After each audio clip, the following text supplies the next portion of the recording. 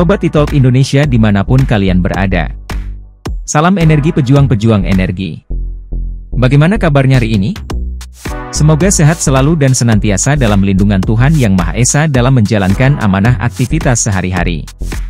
Sobat e-Talk Indonesia, kali ini kita akan membahas tentang hilirisasi sektor energi yang akhir-akhir ini ramai diperbincangkan di dalam negeri.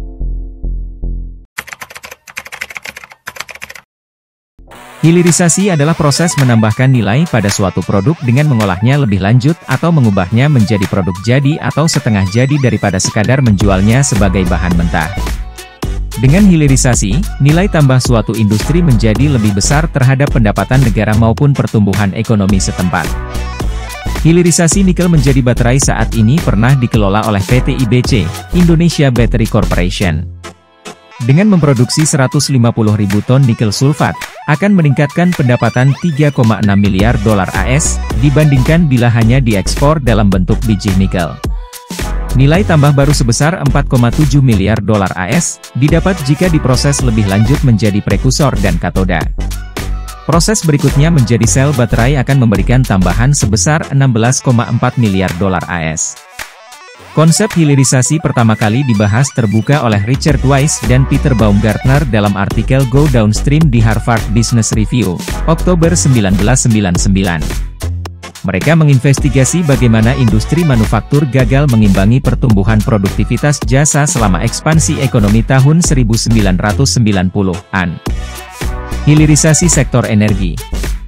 Dalam konteks yang spesifik, sektor energi, hilirisasi batu bara dapat dilakukan melalui beberapa proses. Pertama, coal to liquids atau CTL, yang merupakan teknologi yang mengubah batu bara menjadi bahan bakar cair seperti solar dan bensin. Prosesnya sangat intensif energi dan menghasilkan emisi gas rumah kaca yang signifikan. Produk CTL harus bersaing dengan bahan bakar berbasis minyak tradisional dan bahan bakar alternatif berbasis energi terbarukan.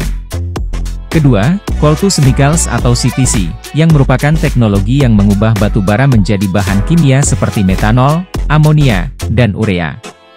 Meskipun proses ini lebih efisien daripada metode produksi bahan kimia tradisional, proses ini juga menghasilkan emisi gas rumah kaca yang signifikan.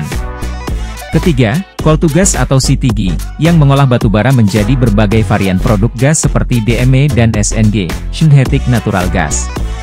Kelayakan produknya tergantung kepada fluktuasi harga gas dunia dan bersaing dengan produk sejenis yang lebih ramah lingkungan seperti hidrogen hijau.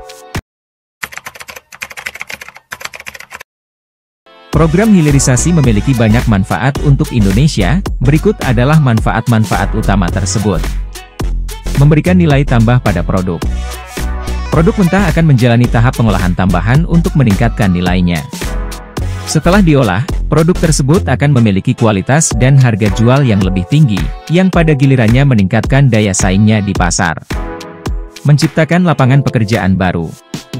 Proses hilirisasi membutuhkan banyak tenaga kerja yang terampil dan terlatih, sehingga dapat menciptakan lapangan pekerjaan baru yang berpotensi mengurangi angka pengangguran di daerah sekitarnya. Penciptaan lapangan pekerjaan baru ini dapat meningkatkan kesejahteraan masyarakat serta memberikan kontribusi terhadap pertumbuhan ekonomi. Meningkatkan pertumbuhan ekonomi dari tingkat daerah sampai nasional. Produk yang diolah memiliki nilai tambah yang lebih tinggi, sehingga dapat meningkatkan pendapatan baik di tingkat daerah maupun nasional. Oleh karena itu, program hilirisasi dapat memberikan dampak positif terhadap pertumbuhan ekonomi dari tingkat daerah hingga nasional. Menciptakan produk baru yang bisa dipasarkan di pasar internasional. Melalui proses hilirisasi, produk olahan dapat mencapai kualitas dan standar yang lebih tinggi, memenuhi kebutuhan pasar internasional. Kehadiran produk baru yang dapat dipasarkan secara internasional membuka peluang untuk meningkatkan ekspor dan mendorong pertumbuhan ekonomi nasional. Mengoptimalkan penggunaan sumber daya alam yang tersedia. Pengoptimalan penggunaan sumber daya alam tidak hanya meningkatkan nilai tambah produk tetapi juga meminimalisir limbah yang dihasilkan. Dengan demikian, hilirisasi juga berkontribusi pada manfaat lingkungan dan keberlanjutan sumber daya alam. Meskipun ada upaya untuk menghilirkan batu bara menjadi produk bernilai tambah lebih tinggi, tetapi ada kecenderungan lain untuk menghentikan penggunaan batu bara secara bertahap sebagai sumber energi demi alternatif yang lebih bersih dan lebih berkelanjutan. Masa depan gasifikasi batubara masih tidak pasti dan bergantung pada beberapa faktor, termasuk kemajuan teknologi, kebijakan regulasi, dan permintaan pasar akan sumber energi alternatif. Sebagai negara dengan penghasil nikel terbesar di dunia, Indonesia masih melakukan eksplorasi mineral tambang dengan harapan bisa menghasilkan nilai tambah yang dapat menguntungkan negara.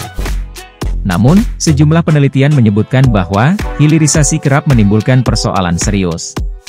Salah satu industri nikel terbesar yang saat ini dioperasikan oleh PT Indonesia Nickel Wet AB Industrial Park atau IWIP, telah menyebabkan deforestasi, pelanggaran HAM dan pencemaran lingkungan. IWIP merupakan gabungan dari 3 perusahaan yang berasal dari Cina yakni Tsingshan Holding Group, Huayou Cobalt dan Zhenxi Holding Group.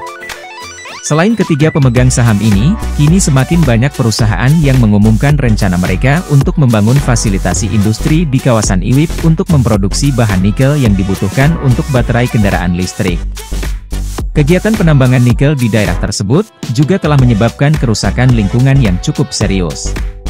Hutan tropis seluas 5.331 hektar telah ditebang di dalam konsesi pertambangan nikel di Halmahera. Hal ini melepaskan 2,04 metrik ton gas rumah kaca yang sebelumnya tersimpan dalam bentuk karbon di dalam hutan-hutan itu. Masyarakat sekitar pun, pada akhirnya kehilangan mata pencaharian tradisional mereka sebagai nelayan dan petani. Warga sekitar, kehilangan akses terhadap air bersih yang biasanya bisa mereka dapatkan dengan mudah di sungai-sungai dekat tempat tinggal mereka. Air sungai dan laut saat ini sudah sangat tercemar oleh limbah dari kegiatan industri nikel raksasa ini. Berdasarkan laporan yang ada, kapasitas PLTU di kawasan IWIP mencapai lebih dari 1.000 megawatt. Jadi, bisa dibayangkan bahwa polusi udara yang ditimbulkan oleh PLT ini berdampak buruk bagi kesehatan masyarakat sekitar. Climate Ray International selaku NGO pemerhati bidang lingkungan memberikan beberapa rekomendasi kepada pihak terkait agar upaya untuk melakukan transisi energi yang lebih ramah lingkungan tidak mengorbankan pihak manapun. Untuk pemerintah Indonesia, CRI merekomendasikan beberapa hal termasuk penghentian izin untuk semua pembangkit tenaga listrik batu bara baru termasuk pembangkit listrik tenaga batu bara yang digunakan di kawasan industri, memastikan agar penambangan, peleburan dan semua kegiatan terkait tidak menyebabkan kerusakan lingkungan yang serius. Dampak ekonomi penghiliran masih jauh dari harapan, sejumlah pengamat ekonomi dan lingkungan menyayangkan keuntungan dari kebijakan ini lebih banyak dinikmati pihak asing alih-alih menopang kinerja perekonomian domestik. Kemiskinan di daerah sentra nikel meningkat. Merujuk pada data Badan Pusat Statistik atau BPS, angka kemiskinan di wilayah sentra nikel tercatat meningkat. Sebagai contoh, di Sulawesi Tengah, angka kemiskinan naik dari 12,30% pada September 2022 menjadi 12,41% pada September 2023. Sulawesi Selatan mengalami nasib serupa, yang angka kemiskinan naik dari 8,66% menjadi 8,70%, serta Maluku Utara meningkat dari 6,37% menjadi 6,46%. Selain itu, warga mengaku dampak yang timbul dari penampungan ore nikel ini, juga berdampak pada budidaya rumput laut warga, dan mengakibatkan kepiting, udang yang dulu mudah didapatkan sekarang menjadi sulit ditemukan. Kerusakan lingkungan di Morowali akibat industri pertambangan nikel harus menjadi perhatian serius bagi semua pihak terkait. Hanya dengan tindakan yang tepat dan komitmen bersama, kita dapat mengatasi masalah ini, melindungi lingkungan, dan memastikan kesejahteraan bagi masyarakat Morowali yang masih bergantung pada sumber daya alam yang terdapat di daerah mereka. Manfaat pertumbuhan ekonomi di daerah-daerah yang menjadi basis proyek penghiliran industri pertambangan nikel diestimasikan hanya akan bertahan dalam jangka pendek. Sebuah riset dari lembaga think tank asal Finlandia, Center for Research on Energy and Clean Air, bertajuk The Bunking the Value Added MYTH in Nickel Downstream Industry, menyebutkan bahwa ekspor nikel memang terbukti naik 750% dari hanya $4 miliar AS pada 2014, menjadi $34 miliar AS pada 2022, setelah nikel ore dilarang ekspor sejak 1 Januari 2020. Penelitian yang melibatkan lembaga Local Center of Economic and Law Studies itu menekankan pertumbuhan ekonomi secara agresif pun terlihat langsung di sentra-sentra peleburan nikel seperti Sulawesi Tengah, Sulawesi Tenggara, dan Maluku Utara. Direktur Eksekutif Celios, Bima Yudhistira mengatakan bahwa wilayah-wilayah tersebut Industri hilir nikelnya ditaksir menyumbang 4 miliar dolar AS, sekitar 62,8 triliun rupiah, pada tahun kelima pembangunannya. Namun setelah tahun kelima, dampak negatif industri ini terhadap lingkungan dan produktivitas pertanian maupun perikanan akan mulai mempengaruhi total output perekonomian, dan menurun secara drastis setelah tahun ke-8. Meskipun diklaim terdapat masa depan yang menjanjikan dan peluang yang sangat besar bagi pendapatan negara yang bisa diberikan industri nikel, namun dampaknya terhadap masyarakat sekitar, terutama kesehatan dan sumber mata pencarian, menempatkan masyarakat pada risiko ekonomi yang besar. Kerugian ekonomi yang lebih besar akan dirasakan dari degradasi kualitas air, kualitas tanah, dan udara yang pada akhirnya memicu kemerosotan dalam jumlah nilai mata pencaharian para nelayan dan petani di sekitar kawasan industri nikel. Diproyeksikan dalam laporan, bahwa dalam 15 tahun ke depan, para petani dan nelayan akan mengalami kerugian hingga 234,84 juta dolar AS, sekitar 3,64 triliun rupiah. Selain itu, mitos tentang proyek industri nikel mampu meningkatkan kesejahteraan penduduk lokal melalui penyerapan tenaga kerja dan kenaikan upah turut terbantahkan dalam studi ini. Peningkatan dalam penyerapan tenaga kerja, hanya akan terjadi pada tahun ketiga pada saat tahap konstruksi pabrik, kemudian cenderung menurun hingga tahun ke-15. Seiring dengan dampak negatif dari kehadiran industri nikel yang berpengaruh ke serapan kerja sektor usaha lainnya khususnya pertanian dan perikanan. Tantangan-tantangan di atas tentunya tidak mudah untuk dimitigasi. Ditambah dengan menurunnya animo investor-investor asing untuk berinvestasi di Indonesia semakin membuat program hilirisasi jauh dari keuntungan jangka panjang, terutama bagi masyarakat sekitar.